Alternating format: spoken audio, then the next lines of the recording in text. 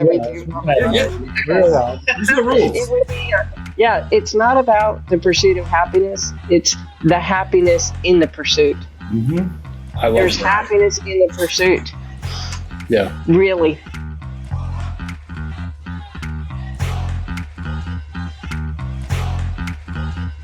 It feels good, man. It feels good, right? Yo, I'm in the light at the end of the tunnel. Paper stacks, yeah, I got it. All right, Sue, you ready? I'm ready. All right, Ty, you ready? Dude, fire in the hole, Cap.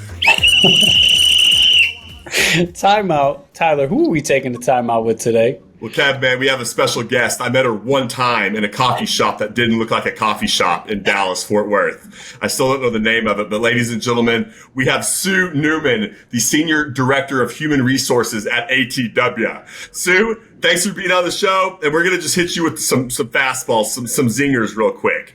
So I'm ready. And I asked, I guess, this a while back, but if we catch Sue Newman at the Fort Worth public pool when she's like, I don't know, 12 years old in the summertime, are we getting a cannonball, a pencil, or a swan dive off the high dive, Sue? It's going to be a hard cannonball all the way. Kev, we're betting, Sue, we're betting 1,000% on cannonballs with leaders, by the way. Join the club. Yeah, got to do it. You got to wreck it. Yeah, exactly. Yeah, let everybody else know you're in the pool. That's you're sending a message. Absolutely. Sue, what was the best concert you ever went to in your life? Oh, that would be Lake Street Dive at the Chateau Ste. Michelle Winery in Washington. So Great music, great wine, totally chill people. It was the best. Oh, that sounds fun. Sign me up for that. What is that, Sue? Lake Street, what? Am I naive here? Dive. Yes, Lake Street Dive, D-I-V-E. They've been around for, almost 20 years. So one of their most popular songs is called Hypotheticals, and another one, my personal favorite, I'm a Good Kisser. That's good. It's a song. Yeah, exactly. That would be my favorite. So I pulled a dad joke out of my head the other day to my wife and my baby, and it wasn't even good, but it involved that. I said, I met two French people walking down the street. I looked at them and I said, I like the way you kiss. And it did not land at all over here, by the way. I got like the 2 thumbs down. They're like, keep it going, man. Oh, God, that's funny. I think that's a rule with dad jokes. They should be groaners. They should be, right? We got like this blank pause. Then I told my work about it, and they were like, "You just said that to your wife," and I was like, "Yeah, man." I saw some French people. I told them I like the way they kiss, you know. But yes, that's just where my head goes sometimes. But Sue, if we're going on vacation, are you mountains or ocean? What's Sue about? I have a guess though. It's going to be ocean first always because I'm a scuba diver, but a hard yes to the mountains right behind it. Yeah. Oh, okay. And like, how serious of a scuba diver are you? Like, are we going like deep? Oh yeah, like no, deep and long. So I do a 7-day live aboard diving. So I've done, 4 of those. I have another one on the books for early next year, and I'm looking forward to. On my short bucket list is Flower Garden Banks in the Gulf of America. That's going to be en route to the marine sanctuary. They stop at the oil rigs, which we know, right, underwater. Those are just these beautiful little ecosystems of amazing wildlife that are attracted and make their homes there. So kind of hardcore on the scuba diving. That's cool. That's cool. Yeah, my ears start. I don't know how you guys do it. My ears would be destroyed because I go up a bunny hill and all of a sudden they're already popping. So Kid, I can't even dive. Yeah. like the combustion on my right ear. So I have a hole in my ear finally, which is amazing on airplane rides. It doesn't get any pressure because there's a hole in it. And we're proud of this. Are we proud of this? That's why I yell too, Sue, by the way. I don't know how loud I am. I found out, and yeah, my hearing. But so Sue, how far do you go down? That's my last question on scuba diving. Like how? Well, for anyone who's a diver, the latest and greatest diving is on nitrox, and the nitrox blend gives us longer time under the water, but it necessarily shortens the depth that we can go to. So roughly about 70 feet. Now, I have been deeper. I've been over 100 feet. And in fact, one of my recent dive trips, we were chasing some sharks and kind of sounds a little crazy, but how low? I was chasing them. They weren't chasing me. Yeah. Right. That's me. But if you don't pay attention, you got some cool stuff happening in front of you. You can get deep in a hurry. And I think my maximum depth on that dive was 105, and that's further than it should have been. But we were only down for a minute or two at that depth, and then back up to 70. And most of the really amazing marine life is going to be anywhere from as little as 20 feet to 70, 80 feet, and then things kind of fall off. So, yeah. I couldn't even dive for sticks in the pool, like the 8-foot pool. The sticks, I had to get in with my toes, even as a kid. I think it was the tubes in my ears. No. To be honest, it's all right. See, that's why we have people like you out there doing it. But I've always been jealous of people that can dive and like go underwater. So you're like popping and get the quarters off the bottom of the pool. Get the quarters. Get the that's the quarters. 10-foot pool. My ears are already hurting. Yeah. Well, Sue, you're teaching me a lot. I mean, I've never heard of Lake Street Dive, and I think I knew you dove. No pun intended here with Lake Street Dive and your diver. There's a theme. There is a thing going on right here. I was going to ask you, Sue, we always like to ask if you could design a billboard on I-35 down here for everyone going to work one day to see like your mantra of the day. What is Sue Newman's mantra that you would love, just like this massive billboard saying to everybody just cruising? What would my mantra be? Be a good kisser. All right. I love it. All right, so we're not afraid of kissing, and we're chasing sharks. So I got to ask, what is Sue's and what is your greatest fear? Like, it could be afraid of heights, could be air balloons. I don't know what it is. Mine is uncertainty on a personal level. Uncertainty is my greatest fear. But what is your greatest fear, Sue? My greatest fear is that I'm, in any moment of any day, I'm going to miss something beautiful happening in that moment. If I'm deep into my own head and, solving whatever variety of big or small problems that have me preoccupied, my fear is that I'm going to miss some magical moment because I wasn't present. Yeah.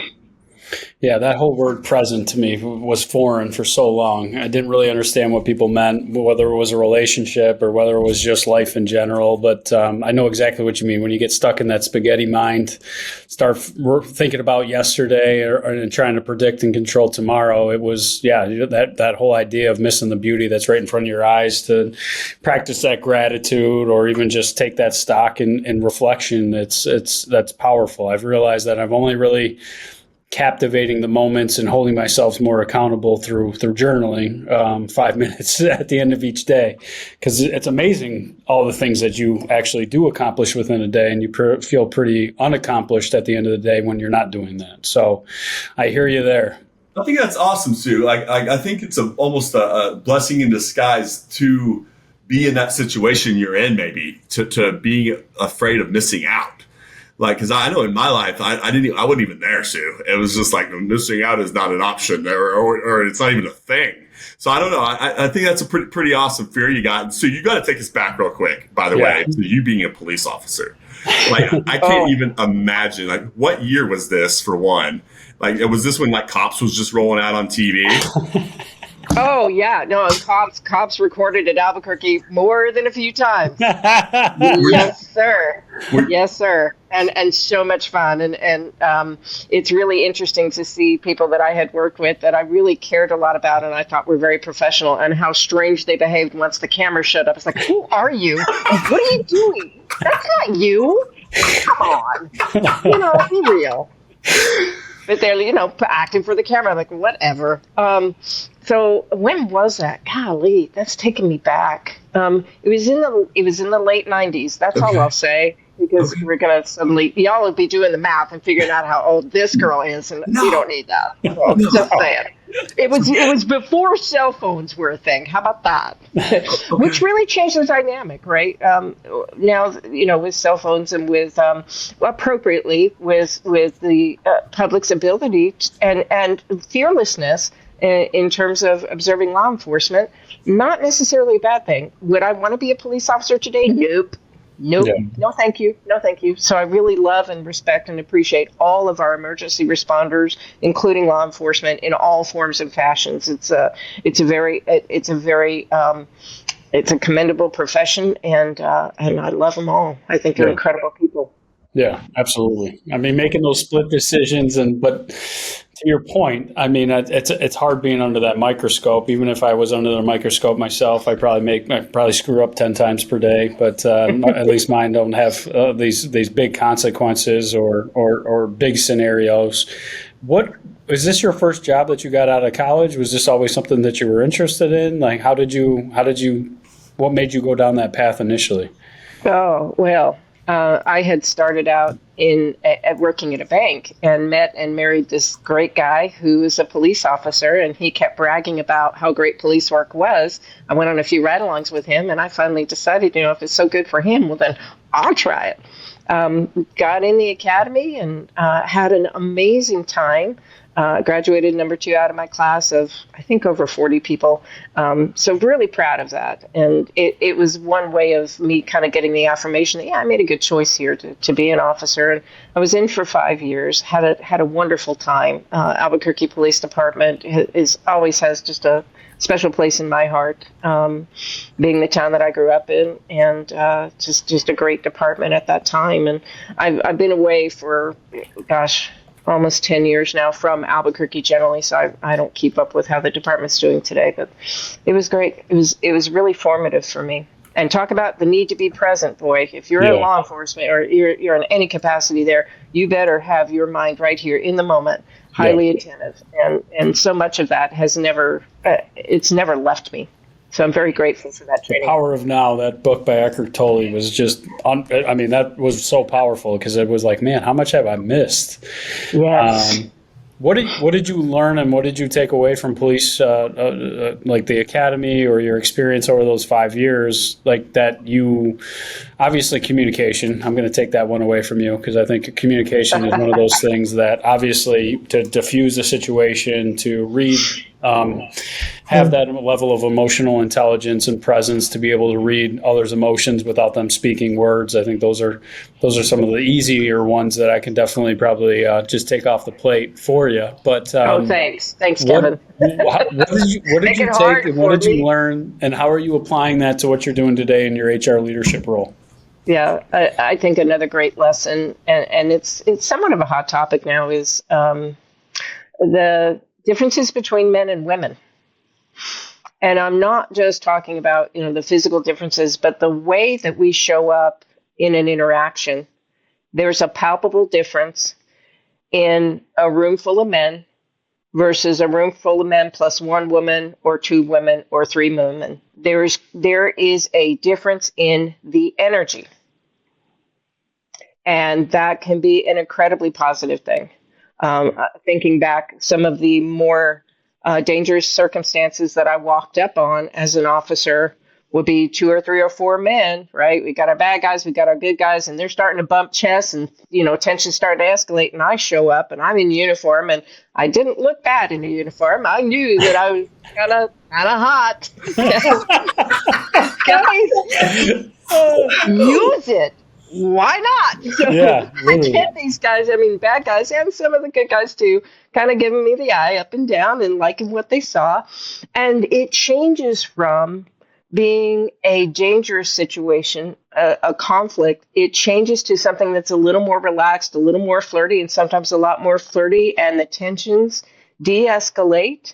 And, we would relax and breathe a little bit. And then there might be some, not so funny or very graphic jokes about how I get to search them when I cuff them, and let it play. Yeah. You relax, you let it play. And guess what? Everybody goes home. Nobody's hurt. If bad guy needs to go to jail, he goes to jail, and nobody is hurt. Yeah. Nobody's hurt. In the same way, then, when I enter a room now and it's mostly men, and interestingly, a lot of the jobs that I've had since that time in HR, I've found myself in industries where there were more men than there were women. And I've had interactions with some women who lead with that. They wear it on their sleeve in a way that is problematic. and they're looking for and watching for some kind of inappropriate treatment because I'm the only woman in the room. Stop. Take a deep breath, relax, and have fun with it. And that is where I've seen just so much joy and so much beautiful energy come out of who we are as human beings. So. Absolutely. I love that. And celebrating the differences. It's not that you got to be against them. Right. And then to your point, I think whatever you're looking for, you'll always find evidence to support that narrative. So your mind is a tricky place. Yes. Yeah.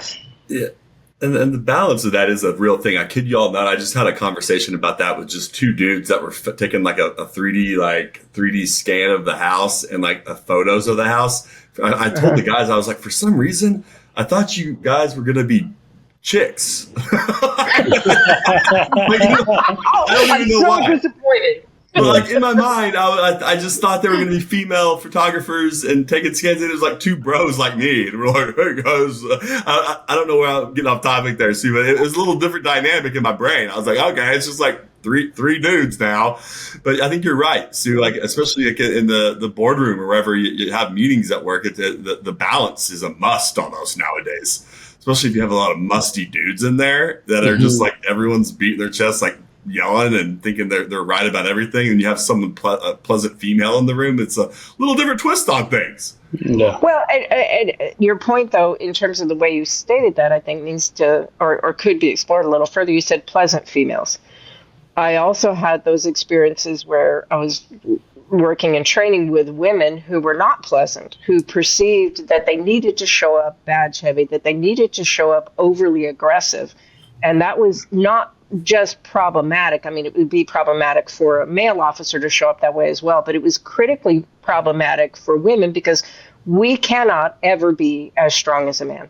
We can try. I mean, and there's a few of us that may be on some specific performance measures, but all in all, y'all are like bigger and stronger than us, and we can't forget that. And so, female officers frequently were taught and practiced escalating our use of force faster than a man to make up the difference. So a dangerous situation between two men gets much more dangerous if it's a female officer because we have to make up for the gap. And as a result, I really took the entire opposite approach. While I knew that I was at a disadvantage physically and that arguably I could make a case for a faster escalation of force there, I chose the other route. And the other route for me was the good influencing skills, building a rapport early, and you know, kind of reading the room effectively in a way that, hey, if we can calm things down, be light, be flirtatious, be human, that's always going to serve everyone better. And that lesson has been a joy to lather, rinse, repeat in a number of different situations. Absolutely. And I think that's some of the things I think, Tyler, and like just from sales, you know, the building of rapport is you have to be intuitive, but remove self from the equation. You know, I would say most successful sales professionals take a more consultative approach where you're really removing like I want to tell you how big our company is and how many countries that we're in and all these big clients, you know, instead of really relating to the individual to have that discussion more or less as to what are your pains, what keeps you up at night, how can I help really solve a challenge or a problem for you. But when you are building a rapport, right? Because I think this is some of the conversations that I've had in the past from women's leadership panels and those HR happy hours that I was telling you about. They talk about the microaggression or frankly the aggression between females, right? When now they're both in the room. How have you made that dynamic? You mentioned your team's 35 strong. You got a great event coming up for them. How do you manage those? Because Tyler talked about the chest beating egos of men, which I think are maybe more obvious in a lot of situations, but the ones that have different egos. My definition of my ego was entirely different than what it was actually in reality. I was like, I can't be that guy that's beating his chest and telling me how much money he makes, but my ego showed up a little bit differently. How do you manage those egos on your team to successfully bring people together to reach that consensus or to have that discussion that's light and more of a brainstorming? Yeah, I want to address first, as you were starting to describe, the ultimately the question around egos. You mentioned something about women, women specifically. How do we address the egos generally, and then with women specifically? For egos generally, I like to invest the time to understand the person or the people in the room. What are they hoping for? What's their intended outcome? What matters to them? And then for women specifically, appreciating that many of us ladies come from an implicit belief that that we're in a scarce environment, right? As a woman, if I'm successful, then it's at the expense of you. Mm-hmm. It's a zero-sum game. If I'm winning, you're losing. Mm-hmm. I see a lot of women's behavior, especially as we get into the more senior ranks, seems to derive from that misperception. Mm-hmm. So us girls, sorry, but we can be catty bitches. We really can get after each other. And that's unfortunate because it's not scarce. It's not a zero-sum game. But to help us ladies recognize that and to make room for and celebrate each other and know, each one reach for one, that's going to always serve us better. But still, I see women who, even after having that kind of conversation,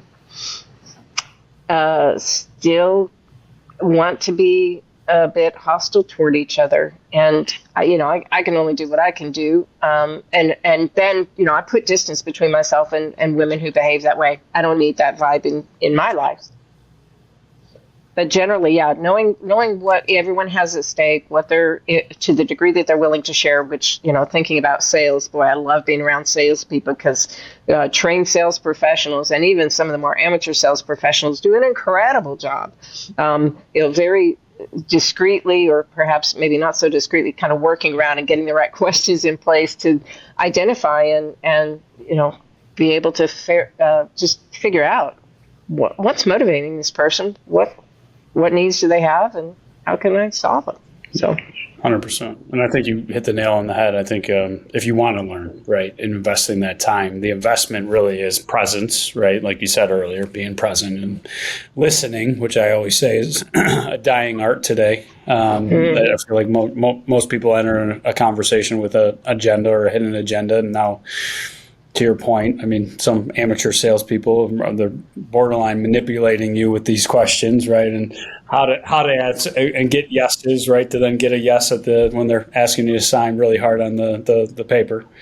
But questions, right, in general, that are curious, I think is really the strongest way to build that rapport, Sue, that you said is so important. So you can actually understand what's going on in the mind of the individual that you're looking to serve or help. Fully agree. And two of my favorite influencers today that have really helped me develop along those lines are Chris Voss, Never Split the Difference, and Jefferson Fisher. Yeah. So Jefferson Fisher and his podcast, and he just published a book. It's his first book, and he's a trial attorney out of Austin. I cite him frequently when I'm trying to help develop listening skills and communication skills. Very cutting edge guy.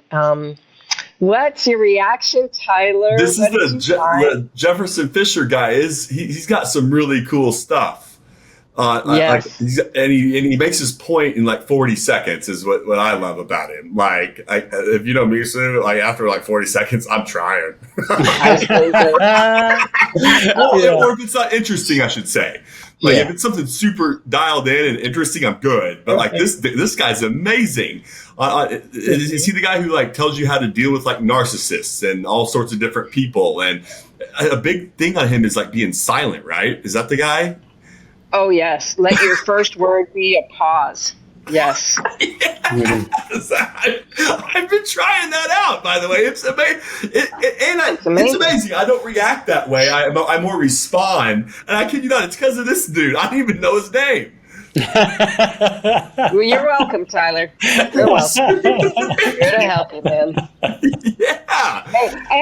And what's interesting is he's not the first person in my life that's really pushed that exercise on me. In fact, going back to the police training, one of the things that they emphasized in the academy is, certainly we have all of the enforcement actions that officers take on a regular basis. That's the bread and butter. And then you have the follow-up exercise, which is showing up in court. And so whenever an officer is testifying, one of the elements in the training that officers receive is, when you're on the stand and you have an attorney that's firing questions at you, the worst thing you can do is fire back right away, especially when they're, getting you into a rapid fire cadence. Do not do that. You take a breath. Pay attention to the question and answer only the question that was asked. So that mindfulness and that active listening, I can point back to my experience as an officer, not just for the basics, Kevin, that you were citing, but also, from a court testimony and depositions and, any kind of proceeding where it's being recorded and it matters. Mindfulness, active listening, asking for clarification. If you think you understand the question, but you're really not sure, pause, ask for clarification. Yeah. I love that point, because I think that's like the crux of all communication, right? I can have conversations with an individual employee or just person in general, and you think that you communicated effectively. They're walking away from the conversation. And I think there's this dual responsibility, right? Mm-hmm. Where the communicator and the individual that's getting communicated to, what did you hear, right? And I feel like we don't ask that clarifying question enough, and I've started to more, because it's like, I was pretty cut and paste, and I think I made it pretty black and white and didn't leave a lot of gray area for interpretation or assumption. And I've realized how helpful that is, because what you think you said also could have been interpreted entirely differently too. That's great. That's great. Great feedback. Another tool that I love to use to ensure effective communication. Communication, it isn't one way. Did we leave with the same understanding? Is I'll pause and make sure that I understood correctly by saying, do you mind if I recap for you what I heard? Yeah. Before I go on, I want to check in and make sure that I was really paying attention to what you said.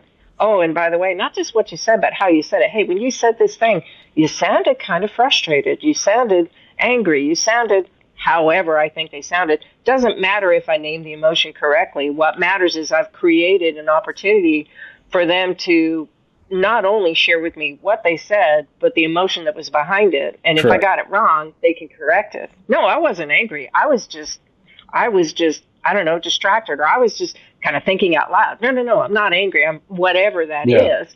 I've left now with a lot more information than I had if I hadn't asked that clarifying question. Such a powerful point. I mean, because in business specifically, in life, right, is like you're taught that like emotions and feelings are almost bad, and I feel like we wear these masks, right? Everybody's smiling, but behind that smile, like what are they actually feeling? And that's where I feel like that to your point, building the rapport, being vulnerable, right, being transparent, building that trust is so critical, because I think that allows others to start to show their emotions of something that's happening in their personal life that's clearly impacting their professional space as well.